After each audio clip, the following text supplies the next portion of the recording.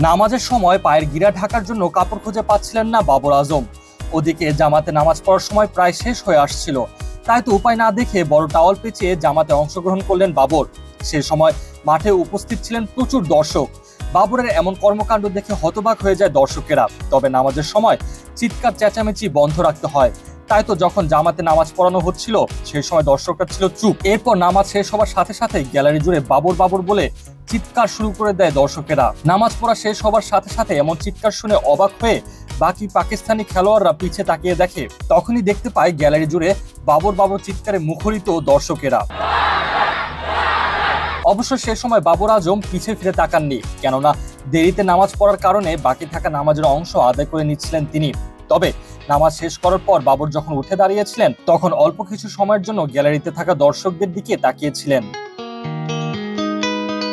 এমন একটি ভিডিও সামাজিক যোগাযোগ মাধ্যমে ভাইরাল হবার পর বেশ প্রশংসা করাচ্ছেন বাবর। মূলত এই দৃশ্যটি পাকিস্তানি খেলোয়াড়দের অনুশীলনের পর ধারণ করা হয়। অনুশীলন শেষে সবাই যখন নামাজ পড়তে প্রস্তুত হচ্ছিলেন তখন বাবর আজম কিছুটা দেরি করে ফেলেছিলেন, কিন্তু সে সময় পা পুরোপুরি ঢেকে রাখার জন্য বাবর কোনো কিছু খুঁজে পাচ্ছিলেন না, তাই তো টাওয়াল পেঁচিয়ে নামাজে অংশগ্রহণ করেন তিনি। তবে বেশিরভাগ মানুষ প্রশংসা করলেও কিছু কিছু ভক্তরা তুলেছেন প্রশ্ন, বাবর কেন আগে থেকে হাঁটু ঢেকে অজু করলেন না, কেনই বা নামাজের সময় তিনি দেরি করলেন। তবে যত যাই হোক, মুসলিম ক্রিকেটারদের এভাবে নামাজ আদায় করতে দেখে বেশ খুশি ক্রিকেট ভক্তরা। বর্তমানে পাকিস্তানি ক্রিকেটারদের মধ্যে বাবর আজমের জনপ্রিয়তা আকাশচুম্বী। তবে ব্যাট হাতে বেশ খারাপ সময় যাচ্ছে বাবরের।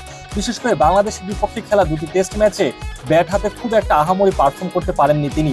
বাংলাদেশের বিপক্ষে প্রথম টেস্টে ব্যাট হাতে প্রথম ইনিংসে ডাক মেরেছিলেন, এরপর দ্বিতীয় ইনিংসে করেছিলেন মাত্র 22 রান। ওদিকে টাইগারদের বিপক্ষে দ্বিতীয় টেস্ট ম্যাচের প্রথম ইনিংসে বাবরের ব্যাটে দেখা গিয়েছিল 31 রান। তবে দ্বিতীয় ইনিংসে একদম শোচনীয় অবস্থা ছিল বাবরের, মাত্র 11 রান করেই আউট হয়ে গিয়েছিলেন তিনি।